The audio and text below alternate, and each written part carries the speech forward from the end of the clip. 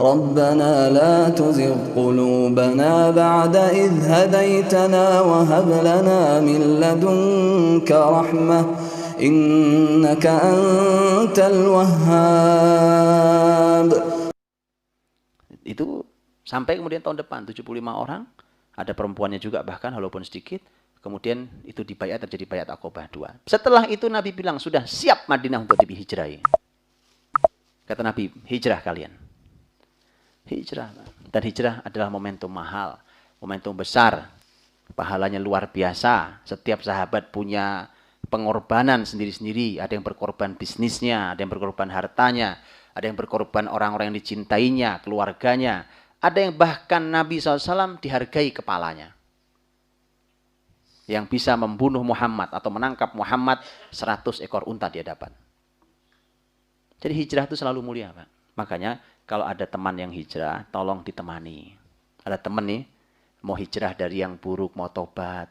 Tolong ditemani, Pak. Karena dalam sejarah hidup Nabi, iblis itu datang 2 kali. Datang sendiri, Pak. Iblis. Bukan setan-setan kecil-kecil, jin-jin biasa. Enggak. Iblis langsung. 2 kali. Pertama, waktu Nabi mau hijrah. Yang kedua, waktu perang Badar. Mengapa di 2 momentum ini? Karena waktu di perang di mau hijrah itu momentum besar, momentum perubahan, titik tolak. Makanya tadi pelajarannya, kalau ada teman kita mau taubat, mau hijrah, tolong ditemani, Pak. Itu iblis saja nggak ridho itu. Dia nggak ngutus jin yang lain, kalau perlu dia turun sendiri untuk menggagalkan hijrah itu. Nggak ngutus anak buahnya. Kalau big boss turun kan berarti nggak sembarang masalahnya kan? Ya, kalau masalah kecil-kecil ngapain big boss yang turun? Iblis turun langsung. Nah, kenapa Badar? Iblis juga hadir karena itu perang besar pertama muslimin. Nggak boleh menang. Kalau menang bahaya. Muslimin punya naik semangatnya kan. Oh, naik. Nah, itu iblis langsung yang datang. Nah, hijrah. 10 tahun di kota Madinah. Terbagi menjadi poin-poin saya sampaikan singkat untuk penutup. Bahwa ada tahun pertama. Ada tahun 2 sampai 5. Ini udah hijriah hitungannya, Pak. Ya, kan hijriah mulai itu. Tahun 1 Hijriah, tahun 2 sampai 5 Hijriah, tahun 6 Hijriah, tahun 6, kemudian 7, kemudian 8, setelah itu 9 sampai wafat. Ini pembagian ini menjadi sangat luar biasa karena ini adalah tahun di mana Nabi sudah punya kota, punya negeri sendiri. Sudah punya tempat sekarang. Dan kekuatan besar muslimin menjadi sebuah kekuatan yang mulai mengkhawatirkan banyak musuh-musuh Islam. Tahun pertama Nabi gunakan untuk membangun pondasi sebuah negeri. Apa yang dilakukan? Begitu Nabi nyampe, pertama kali yang dilakukan adalah bangun masjid. Selalu itu konsep peradaban. Selalu itu. Orang bicara tentang kebesaran, tentang kebangkitan, tentang peradaban, tentang khilafah, tapi masjidnya kosong, tidak ada itu. Tidak ada itu, Pak. Ya, masjid, di mana-mana masjid dimulai. Nabi masjid, bahkan masjid dibangun sebelum rumah nabinya. Nabi numpang tinggal di rumah Abu Ayyub Al-Ansari radhiyallahu anhu. Abu Ayyub punya rumah 2 lantai, Nabi tinggal di atas. Jadi Nabi numpang aja dulu, nah gampang ya kan? Masjid bangun duluan. Setelah itu Nabi membangun at-ta'akhi, baru bangun SDM-nya dipersaudarakan. Karena ini kan pertemuan 2 suku, 2 kelompok besar yang nggak saling kenal, Pak. 1 muhajirin, 2 ansor. Nabi persaudarakan, ini saudaranya ini saudaranya ini, tanggung jawab ya, ini saudara-saudara yang nggak datang, ini nggak punya uang, nggak punya kerjaan, belum punya rumah, nggak punya kerabat. Ini tolong dibawa, dijaga urusan kamu, tanggung jawab kamu. Ini menarik konsepnya. Menarik, Pak, konsep ini. Kalau ini dilakukan, nggak ada tuh perang etnis kayak di Indonesia ini. Ya, itu diikat di antara mereka. Nah, disitulah kemudian Nabi SAW setelah itu mulai membuat perjanjian. Ini yang disebut dengan Piagam Madinah. Nah, tapi sayangnya Piagam Madinah ini dipahami salah. Asal bicara Piagam Madinah, kita selalu bicara toleransi. Bukan dari situ mulai Piagam Madinah, Pak. Piagam Madinah itu dimulai dari kalimat Rasul. Kata Nabi, innakum ummatun wahidah min dunin nas. Kalian umat yang satu, terpisah dari umat yang lain. Apa maksudnya? Muslimin itu eksklusif. Kita ini sekarang takut banget dikatain eksklusif. Wah, ini eksklusif. Wah, enggak, kita enggak eksklusif. Eksklusif itu kata Nabi. Muslimin ini harus eksklusif. Kalian umat yang satu, yang terpisah dari umat yang lain. Eksklusif, Pak. Dari sisi apanya? Akidahnya, keyakinannya harus eksklusif. Gak bisa nggak eksklusif. Ibadahnya beda kita dengan agama yang lain. Akidahnya beda. Ya, harus eksklusif.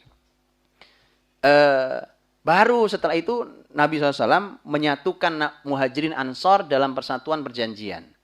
Baru berikutnya Nabi buat perjanjian dengan Yahudi yang tinggal di sekeliling kota Madinah. Perjanjian apa? Perjanjian untuk sama-sama menjaga kota Madinah. Itu baru disebut toleransi. Ya, jadi bukan mulai dari toleransi. Karena begitu mulai dari toleransi, hari ini banyak akidah kita yang kita korbankan. Gara-gara kata toleransi. Dari situ mulainya. Baru kita bicara toleransi. Dibangun. Setelah itu Nabi membangun ekonomi Madinah. Pasar. Tuh, Pak. Jadi pasar itu harus segera dikuasai oleh muslimin. Nah, dari dulu musuh muslimin di pasar adalah Yahudi.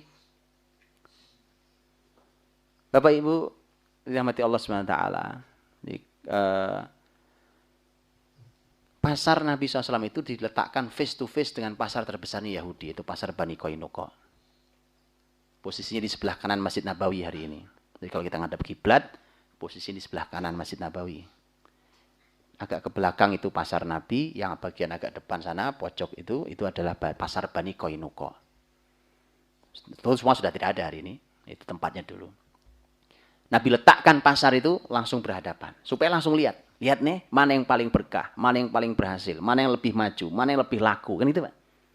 Untuk supaya semua tahu bahwa konsep ekonomi Islam jauh lebih hebat daripada yang lain. Susah kalau hari ini kita mau membicarakan tentang penerapan syariat di pasarnya Yahudi. Kan nggak bisa. Sulit. Mau menerapkan syariat di banknya Yahudi. Kan nggak bisa, Pak. Yang punya tempat marah, ya kan nggak mau. Lapangan-lapangan dia, masa kita punya aturan sendiri.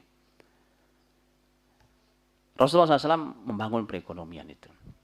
Nah, itu semua sudah dijalani sampai kokoh bangunan awalnya. Baru tahun 2 sampai tahun 5 adalah tahun perjuangan Nabi perang. Itu musuhnya 3. 1 Quraisy, 2 Yahudi, yang ketiga Arab-Arab Badui. Berbagai macam suku. Jadi 3 musuhnya. Ini urutan. Yang paling kuat ini, kemudian ini, baru ini. Ya, dan itu tahun 2 sampai tahun 5. Tapi dari tahun ke tahun itu terjadi peningkatan-peningkatan. Umpamanya, Nabi di awal peperangan perang Uhud kan kalah. Kalah di awal perang. Tapi di ujung peperangan tidak jelas hasilnya. Tapi walaupun kalah di situ, itu sebenarnya ada kemenangan muslimin. Di mana kemenangannya? Orang-orang musyrik Quraisy itu sudah menyiapkan perang itu setahun sebelumnya. Itu siap betul. Mereka danai setahun pendanaan mereka kumpulkan. Mereka kembangkan bisnis untuk mendanai perang. Balas dendam pada kekalahan mereka di perang Badar setahun sebelumnya. Tapi mereka sudah dengan semua persiapan itu tidak bisa mengalahkan muslimin. Bahkan mereka membawa pasukan 3 kali lipat dibanding muslimin. Tetap tidak bisa mengalahkan. Makanya Quraisy tahun 4 tidak bergerak, Pak. Itu tahun 3 itu. Kenapa? Tahun 2 mereka siap kalah, tahun 3 mereka lebih siap kalah juga, atau bukan kalah, mereka tidak bisa menangkan pertarungan. Tahun 4 mereka nggak bergerak. Tahun ke-5 mereka baru bergerak lagi, itu pun setelah dibantu oleh Arab-Arab yang lain, suku-suku yang lain, diprovokasi oleh Yahudi. Sekarang kumpul 3-3 jadi satu. Makanya begini Bapak Ibu, ini sebenarnya satu hal yang menurut saya menarik. Musuh Islam itu kalau sudah bersatu, itu sebenarnya walaupun itu menyulitkan muslimin, tapi yakinlah bahwa mereka sudah mulai lemah. Mereka nggak bisa sendiri. Ya? Ini sudah gabung nih, 3-3. Mereka sebelumnya kan sendiri-sendiri. Quraisy menyerang sendiri, Yahudi iseng sendiri, orang Arab Badui. Sekarang nggak, 3-3-nya gabung jadi satu di perang Khandaq tahun 5 Hijriah atau perang Ahzab. Karena ternyata mereka kalah juga dengan izin Allah. Begitu kalah, bayangkan musuh itu 10.000 orang. Pak. Di perang Uhud itu kan 3.000 orang. Naik jumlahnya di 10.000 orang. Dan jumlah itu sangat besar. Dan Rasulullah SAW begitu menang di peristiwa Khandaq itu, karena tidak sempat terjadi perang besar, Allah hancurkan dengan angin besar, dan silakan nanti baca surat Al-Ahzab. Rasul mengatakan kalimat, dan ini masuk fase baru. Nabi mengatakan, Al-an naghzuhum wa la yaghzunana. Sekarang kita perangi mereka, bukan mereka yang perangi kita. Masuk fase baru. Itu tahun 5, Pak. Maka tahun 6, muslimin sudah percaya diri luar biasa. Nabi mimpi masuk Mekah dengan aman itu. di surat Al-Fath. Ya, nah kemudian sanalah kemudian Nabi berangkat dengan sahabat sana, ternyata di stop di Hudaybiyah. Pintu menjelang masuk ke kota Mekah, terjadilah perjanjian damai Hudaybiyah.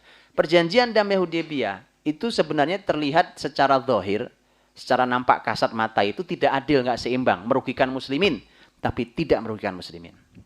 Umar aja sampai protes tentang perjanjian itu ke Rasul. Ini nggak imbang ya Rasulullah. Kenapa kita terima kehinaan ini? Nabi menjawab sederhana. Kata Nabi, aku ini hanya hambanya. Aku ini hanya Rasulnya. Dialah penolongku dan tidak mungkin menyia-nyiakan aku. Karena ini artinya ini perintah Allah. Ada bimbingan Allah. Ini bukan kehendak saya. Dan betul Pak, sekarang gini. Musuh nomor satu, sekarang mereka yang minta damai. Quraisy itu minta damai 10 tahun nggak perang. Kita damai 10 tahun nggak perang. Diterima sama Nabi kan? Begitu tahun 7, kemudian Khaybar melawan Yahudi. Karena sudah damai dengan Quraisy. Yahudi dihabisi di Khaybar, artinya bahwa itu mereka masyarakat provokator yang jahat. Yahudi itu dari dulu nggak pernah berani perang besar, Pak. Dari dulu. Nggak ada Yahudi berani perang besar. Baca surah Al-Hasyr dalam bab ini. Yaitu tentang Yahudi. Ya, tidak ada. Mereka beraninya memerangi kita itu dari balik benteng-benteng yang tebal. La yuqatilunakum jami'an illa fi qura muhassanatin aw mi wara'i judur. Ba'suhum bainahum syadid. Orang-orang Yahudi itu kalau perang lawan kita beraninya dari balik tembok yang tebal, makanya ditembokkan Palestina hari ini. Itu kalimat Quran, Pak. Atau dari sebuah tempat yang sangat terjaga keamanannya, karena pertarungan antar mereka pun sangat kuat. Jadi antar mereka itu pertarungan. Tahsabuhum jami'a wa qulubuhum syatta. Kamu menduga bahwa mereka bersatu, padahal hati mereka bercerai-berai. Jadi kadang-kadang gitu Pak, kadang-kadang kita ini kenapa menjadi merasa kecil, itu karena kita melihat, wah hebat musuh, waduh kita ini bukan siapa-siapa. Nah, Pak. Bacalah Quran, kita akan tahu bahwa kita luar biasa. Dengan izin Allah, dengan bimbingan wahyu, luar biasa Pak. Kita mampu berbuat, bukan kecil. Muslimin ini besar dengan Islam. Nah, tahun 6 itu perjanjian damai. Perjanjian damai itu adalah masa di mana Nabi SAW tidak perang lagi sama orang-orang Quraisy. Tahun 7 ada perang Khaybar besar itu lawan Yahudi. Tentu ada masih yang perang-perang yang lain. Tahun 8 karena perjanjiannya tahun depan kamu baru boleh masuk umroh. Tahun ini nggak boleh pulang. Tahun depan masuk. Tahun 8 tahun 7 itu ada umroh qadha namanya. Kemudian tahun 8 itu Fathu Makkah. Ya. Tahun 8 Fathu Makkah. Fathu Makkah itulah momentum besar yang diabadikan di surat Al-Fath. Inna fatahna laka fatham mubina. Ini kemenangan besar kiblat muslimin. Kebayang apa hari ini? Kalau tidak terjadi Fathu Makkah, jangan-jangan kita ini sujud, sholat, jungkir balik itu, tapi di sana patung semua. Kebayang? Ya, subhanallah. Itu kemenangan nyata. Ka'bah 360 patung di sekelilingnya bersih. Di zaman itu Fathu Makkah. Mereka masuk Islam. Nah, di tahun 8 Hijriah. Tahun 9 itu tinggal pembersihan di sekeliling Madinah. Ya Taif. Nah itu kejadian kalimat Nabi tadi Pak. Apa tadi kalimat Nabi? Saya berharap lahir dari tulang sulbi mereka masyarakat generasi yang beribadah pada Allah. Tahun 9 Taif masuk Islam. Berapa tahun jaraknya dari saat Nabi mengeluarkan kalimat itu? Itu peristiwa tahun 10 kenabian. Dan ini kejadian tahun 9. Jadi kurang lebih 12 tahun setelah Nabi berucap, Taif masuk Islam. 12 tahun itu anak kita umur SD, Pak. Satu generasi. Ya, lahir generasi yang beribadah pada Allah. Taif masuk Islam, Pak. Tahun 9 Hijriah.